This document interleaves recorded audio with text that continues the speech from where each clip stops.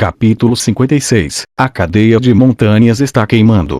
O Rei da Escória, 71 rank, Dantalha, calendário imperial.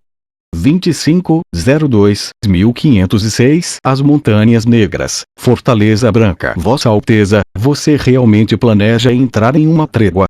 Com os nossos cavalos perfeitamente alinhados lado a lado, Lápis e eu prosseguimos. Vendo que havíamos voltado, os soldados no nosso acampamento começaram a desprender os prisioneiros. Eu respondi: é claro que não. O próprio Marquês não vai conseguir se segurar por mais de alguns dias e logo vai sair de lá. Já que aquele homem tem um forte senso de justiça, ele provavelmente não vai conseguir aguentar alguém distorcido como eu. Mas então por quê? Eu te garanto que o Marquês vai nos atacar em menos de 10 dias. A Farnese já não está se preparando para embocá-los na floresta de pinheiros. Tudo o que precisamos fazer é fingir que estamos recuando e então o cercar completamente o Marquês. Esta serva compreende o plano de Vossa Alteza. Nós aceleramos os nossos cavalos. Nuvens de neve se levantaram dos cascos dos cavalos. O ar gélido do inverno me engoliu por inteiro. Eu gostava desta sensação, parecia que meu corpo estava ficando parcialmente congelado. O vento de inverno informava que o meu corpo ainda estava vivo. Eu comecei a gargalhar alto. Lápis. O Marquês é uma pessoa justa. O seu senso de justiça o torna uma pessoa com caráter profundo. No entanto, esta profundidade acaba sendo a sua própria limitação. Por outro lado, uma pessoa sem ética é ridiculamente rasa, e graças a este vazio de caráter, eles não têm limitações. O fato de eu ser raso de caráter é realmente uma alegria. Será que o Marquês consegue lidar com a minha felicidade? Será que qualquer uma dessas pessoas justas consegue lidar comigo? Isto tudo deve ser bem triste para as pessoas que não conseguem lidar com a minha felicidade. Ser alegre deve mesmo ser bom. Vossa Alteza. Lápis manteve nossos cavalos próximos. Então ela falou: Vossa Alteza tem mesmo certeza de que o Marquês irá sair em menos de 10 dias? É claro. Eu acredito no senso de justiça dele. Sendo assim, então 20 prisioneiros serão o suficiente. Nós não precisamos nos dar ao trabalho de aumentar o número de prisioneiros e desperdiçar mantimentos. Com as rédeas na minha mão, eu olhei diretamente para Lápis. Lápis não piscou os olhos mesmo com o vento do inverno os agredindo. Lápis. Sim, Vossa Alteza. Se você morrer, então você vai para o inferno, com toda a certeza. Entendo.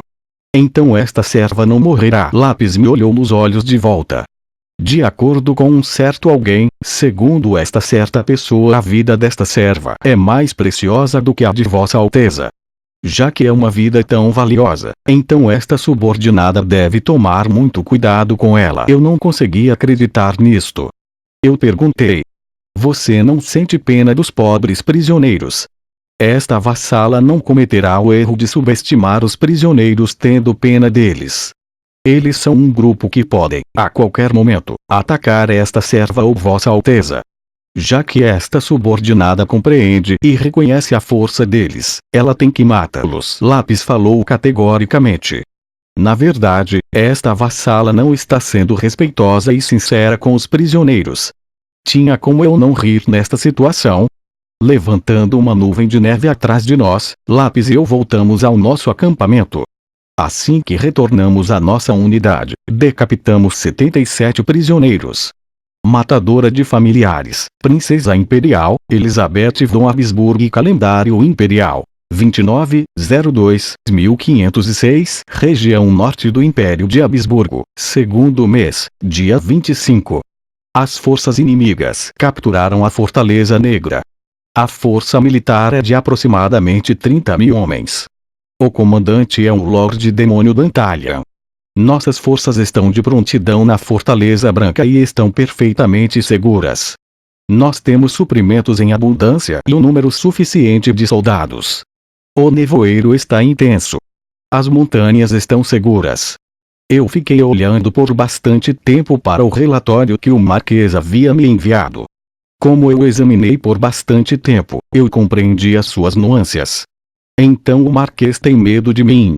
Como ele tem medo de mim, ele está tentando não revelar nada, e já que ele está tentando não revelar nada, ele não escreveu nenhuma informação importante.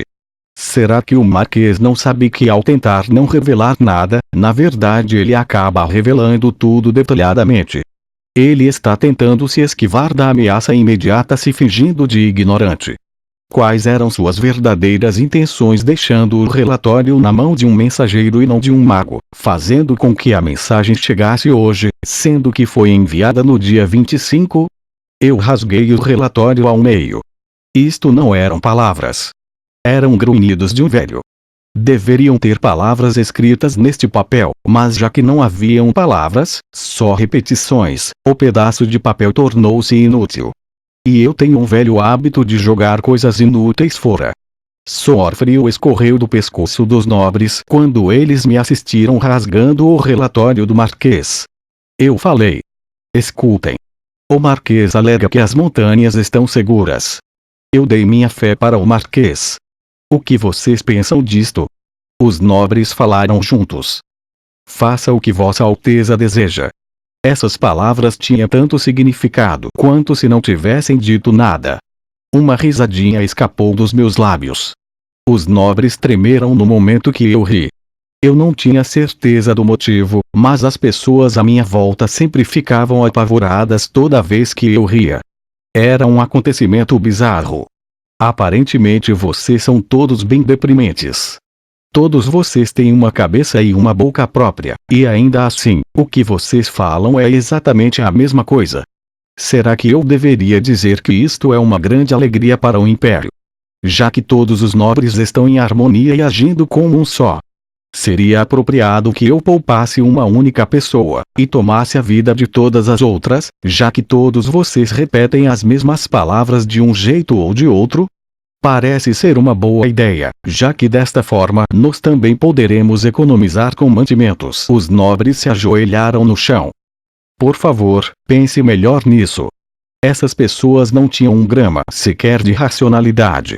As 3 frases que eu mais desprezava no mundo eram: suas palavras são imensuráveis, eu estou extremamente agradecido, e por favor, pense melhor nisto. Essas não eram palavras, mas sim alucinações.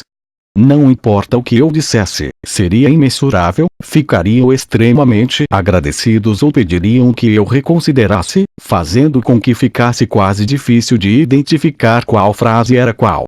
Portanto, sempre que eu escutava estas 3 frases, eu as interpretava como sendo uma só: por favor, fique quieta. Já que eles estavam me dizendo para me calar, então eu o farei. O que mais eu posso fazer? Eu fechei a minha boca e saí andando para fora da tenda. Os nobres se levantaram rapidamente e me seguiram. Já que os nobres me seguiram, seus ajudantes, os seus cavaleiros e os escudeiros, todos eles também nos acompanharam, até que por fim, 200 pessoas estavam seguindo uma única outra. Mesmo que eu não tenha proferido uma única palavra. Era uma cena cômica. Apesar de ser algo realmente engraçado, ninguém estava rindo. Já que todos ficariam com medo caso eu desse risada, eu me segurei para não fazê-lo. Eu queria me virar e gritar para as 200 pessoas atrás de mim: riam um pouco nessa vida de vocês. Riam. Estou dizendo para vocês rirem. No passado, houve uma vez que eu realmente disse isto. Naquele momento, centenas de oficiais do governo de baixa patente moveram os músculos dos seus rostos e começaram a rir. Eles fizeram todos juntos. Foi horrível. De vez em quando, esta cena aparecia nos meus pesadelos. Depois daquele dia, eu nunca mais ordenei que eles rissem. Era uma pena. Quem é que poderia esperar que pessoas que não sabiam nem falar direito conseguiriam rir decentemente? Eles não eram humanos, mas sim fantasmas. Eles eram indivíduos que viviam como fantasmas e que encontrariam o fim de suas vidas ainda vivendo como fantasmas. Para eles a regra era viver as suas vidas como fantasmas. Como eu acreditava nisto, não havia outra escolha a não ser deixar que vivessem como bem quisessem. Para os humanos, as palavras deveriam existir como um método para expressarem suas mentes, mas ainda assim, os humanos as utilizavam para esconder as suas mentes, contorcendo-as, fazendo com que suas palavras não mantivessem uma porção sequer do seu verdadeiro significado, e impedindo que elas contivessem um pouco sequer das suas emoções. Uma planície se estendeu à frente do grupo de 200 pessoas. Espalhado pelo local havia pilares de madeira fincados na terra. Orcs, goblins, minotauros, e outros demônios similares estavam presos nos pilares, um demônio em cada estaca. Eles eram prisioneiros que as nossas forças capturaram. Havia até mesmo um Lorde Demônio entre eles. 68 rank, Lorde Demônio Belial. Uma unidade separada, enquanto faziam reconhecimento, havia encontrado o Lorde Demônio por acaso e o capturaram vivo. Preso ao pilar de madeira, Belial me encarou. Eu não havia utilizado cordas para prender o Lorde Demônio à coluna, na verdade, eu havia o pregado. Eu havia pregado a palma das suas mãos, seus pulsos e tornozelos à madeira.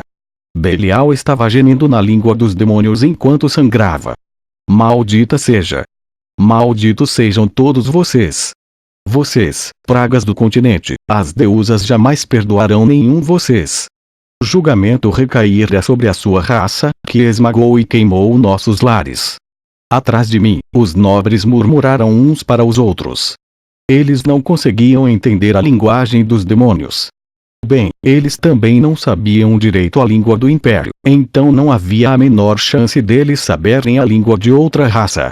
Eu peguei uma faca. Era o tipo de lâmina utilizada para desossar animais. Depois de ver a arma, os olhos de Belial se arregalaram.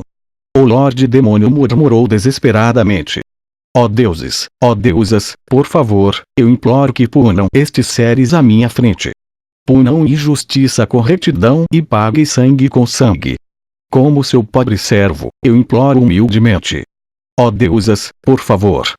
Isso é inútil. O Lorde Demônio se virou para olhar para mim. O quê? Eu disse que isso tudo é inútil. Ô pobre Lorde Demônio, o que você não? Como você sabe a nossa língua? Não tem uma língua que seja sua ou minha.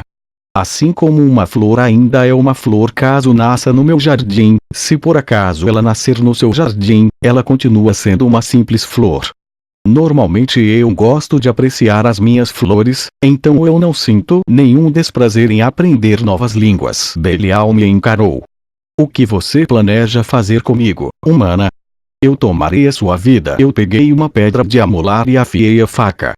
As vibrações que saíam do ferro, enquanto era afiada pela pedra, se transferiam para minha mão. Perplexo e mudo, Belial assistiu à cena de eu afiando a minha lâmina. Você está vendo as bandeiras balançando do outro lado da planície? Aquele é o exército liderado pelo Lorde Demônio Marbas. Foram cavadas trincheiras profundas na frente das suas vanguardas, e eles construíram cercas de madeira, então a defesa deles é bem decente. Avançar até lá e esmagá-los não seria a tática mais rentável para nós. É por isso que eu planejo trazer os inimigos até aqui.